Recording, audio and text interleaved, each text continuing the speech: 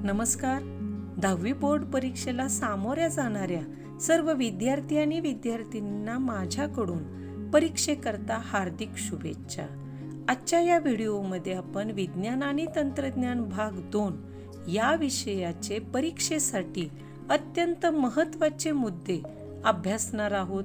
आपणा सर्वांचं माझ्या विजया जाधव या यूट्यूब चॅनेलवर हार्दिक स्वागत आहे आणि सर्वांना विनंती की या यूट्यूब चॅनेलला सबस्क्राईब करा आणि हा व्हिडिओ तुम्ही तुमच्या मित्रपरिवारामध्ये जास्तीत जास्त शेअर करा. विज्ञान आणि तंत्रज्ञान या विषयामध्ये एकूण 10 घटक आहेत आणि या 10 घटकाचे महत्त्वाचे मुद्दे आपण बघणार आहोत. प्रत्येक घटक आणि या घटकासमोर एकूण गुण आणि कंसातील गुण विकल्पासह दिलेले आहेत. चला तर मग पाहूया विज्ञान आणि तंत्रज्ञान भाग 2 या विषयाचे घटकानुसार महत्त्वाचे मुद्दे. पहिलं प्रकरण जे आहे ते अनुवंशिकता आणि उत्क्रांती. यामध्ये प्रथिन संश्लेषण, प्रतिलेखन, भाषांतरण व स्थानांतरण या 3 पैकी व्याख्या किंवा आकृती दिली जाते आणि आकृतीवर आधारित प्रश्न विचारला जातो. दुसरा जो मुद्दा आहे तो उत्क्रांती आणि उत्क्रांतीचे पुरावे. 6 पुरावे आहेत. 6 मधील 4 पुरावे परफेक्ट करायचे. बाह्यरूपीय, शरीरशास्त्रीय, अवशेषांगे, पुराजीव विषयक पुरावे, जोडणारे दुवे आणि भ्रूणविषयक पुरावे हे महत्त्वाचे पुरावे आहेत आणि त्याच्यामध्ये बाह्यरूपीय आणि शरीरशास्त्रीय महत्त्वाचे पुरावे आहेत. तिसरा जो घटक आहे तो डार्विनचा नैसर्गिक निवडीचा सिद्धांत, लॅमार्कवाद. प्रश्न 3 किंवा 4 यावर पॅरेग्राफ देतात किंवा 5 पैकी 5 गुण जो 4था प्रश्न असतो त्याच्यावर आधारित या मुद्द्यावर प्रश्न विचारला जातो. त्यानंतर दुसरा जो घटक आहे तो सजीवांमधील जीवन प्रक्रिया भाग 1. पहिला मुद्दा ऑक्सिश्वसनामध्ये 3 टप्प्यामध्ये होणारे ग्लुकोजचे ऑक्सिडीकरण, ग्लुकोज विघटन, ट्रायकार्बॉक्झिलिक आम्ल चक्र, इलेक्ट्रॉन वहन साखळी अभिक्रिया. 3 पैकी 1 टप्पा हमखास येतो. प्रश्नपत्रिका पाहिली तर एका टप्प्यावर वारंवार प्रश्न येतो. ऑक्सिश्वसन व विनॉक्सिश्वसन यावरती फरक स्पष्ट करा हा प्रश्न किंवा 1 मार्कच्या व्याख्या विचारल्या जातात. विविध अन्न घटकापासून मिळणारी ऊर्जा याच्यावरती चार्ट असतो आणि तो चार्ट आपण पूर्ण करायचा असतो. विविध अन्न घटकापासून मिळणारी ऊर्जा याची चांगली तयारी करायची. पेशी विभाजन, गुणसूत्री व अर्धगुणसूत्री पेशी विभाजन याचे जे टप्पे आहेत किंवा आकृती आहे ही अत्यंत महत्त्वाची आहे आणि 1 ते 3 गुणांचे प्रश्न यावरती विचारले जातात. या पाठामध्ये जे तक्ते आहेत ते तक्ते महत्त्वाचे आहेत आणि या तक्त्यांवर आधारित प्रश्नांची आपण चांगली तयारी करायची आहे. त्यानंतर सजीवांमधील जीवन प्रक्रिया भाग 2 तिसरा घटक. पहिला मुद्दा जो आहे तो आहे अलैंगिक प्रजनन आणि लैंगिक प्रजनन. फरक स्पष्ट करा. प्रश्न 2 ब किंवा 3 ह्याच्यावरती आधारित प्रश्न विचारला जातो. जादा मुद्दे पाठ करायचे फरकाचे आणि चांगली तयारी करायची. त्यानंतर एकपेशीय सजीवांमधील अलैंगिक प्रजनन, बहुपेशीय सजीवांमधील अलैंगिक प्रजनन 2 पैकी 1 विचारला जातो. याचवरती व्याख्या किंवा प्रकार किंवा आकृतीसह स्पष्ट करा 1 किंवा 3 गुण.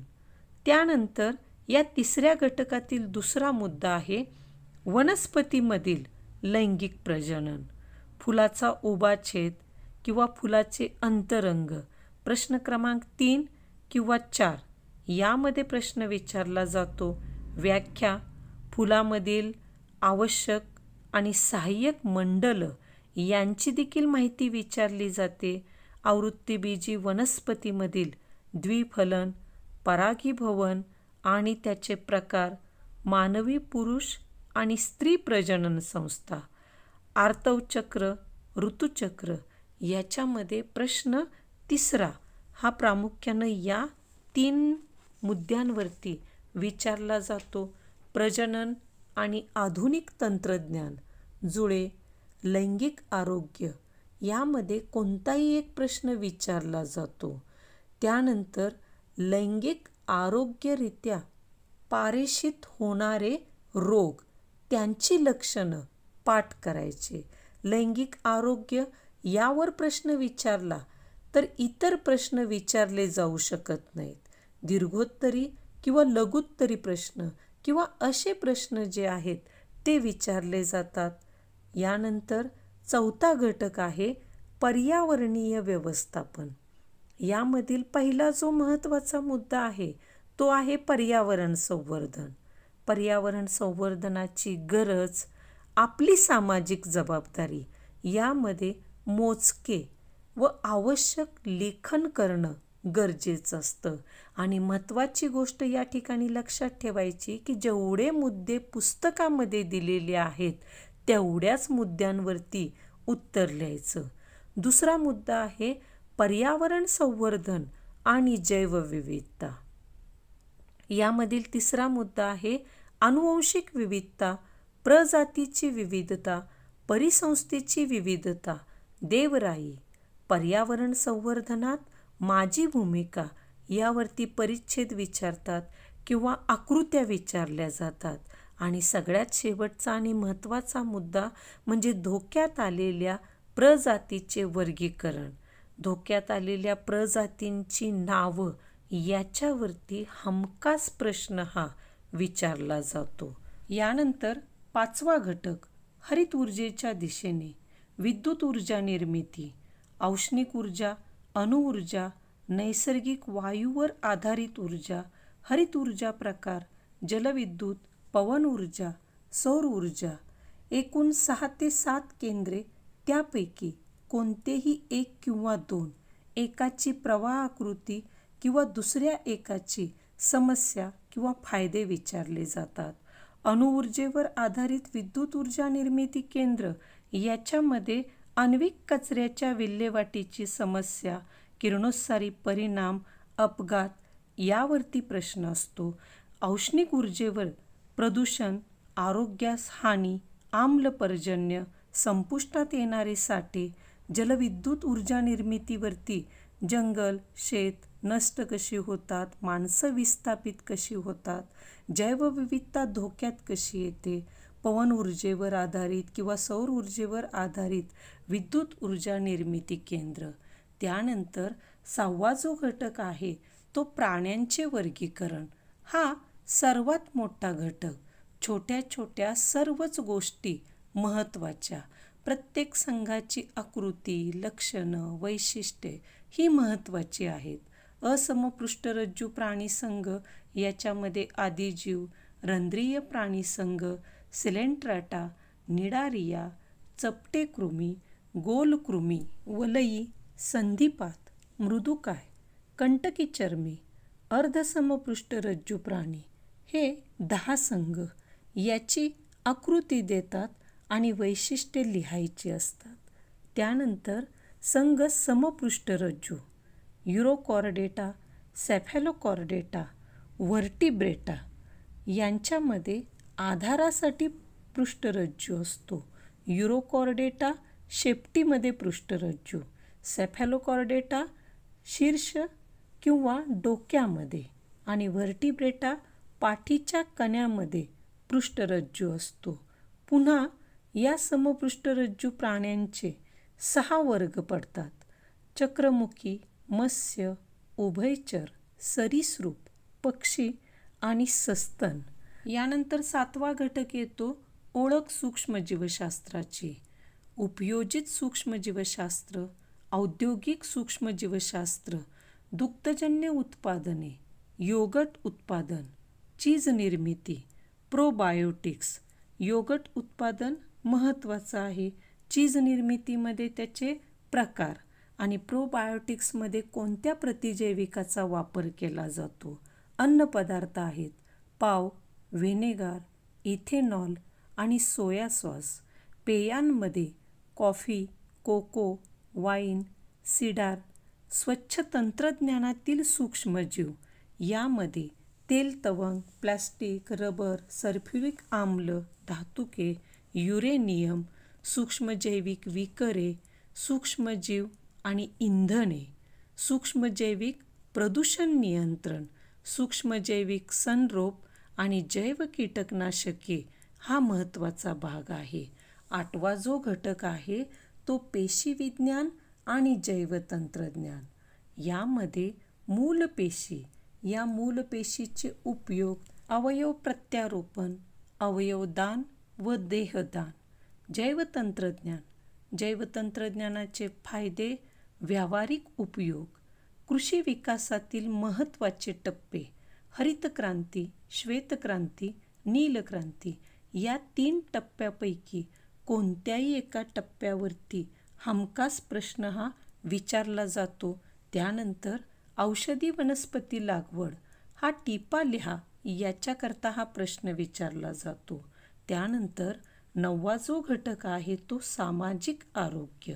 सामाजिक आरोग्य धोक्यात आणणारे घटक, मानसिक ताणतणाव, व्यसनाधीनता, दुर्धर आजार, प्रसारमाध्यमे आणि आधुनिक तंत्रज्ञानाचा अतिवापर, सायबर गुन्हे. यावर प्रश्न 3रा किंवा 4था विचारला जातो. म्हणजे तुम्हाला हा मुद्दा कसा समजलाय याकरता यावर प्रश्न विचारला जातो. प्रसारमाध्यमे आणि आधुनिक तंत्रज्ञानाचा गैरवापर, सायबर गुन्हे, ताणतणाव व्यवस्थापन. यामध्ये विधायक छंद, संगीत, नृत्य, वाचन, योग्य आहार, समुपदेशन, पालकांकडून मार्गदर्शन, ध्यानधारणा, निसर्गभ्रमण या गोष्टींचा वापर होतो. हा सामाजिक आरोग्य घटक खूप चांगला. त्यानंतर शेवटचा जो घटक आहे तो आहे आपत्ती व्यवस्थापन.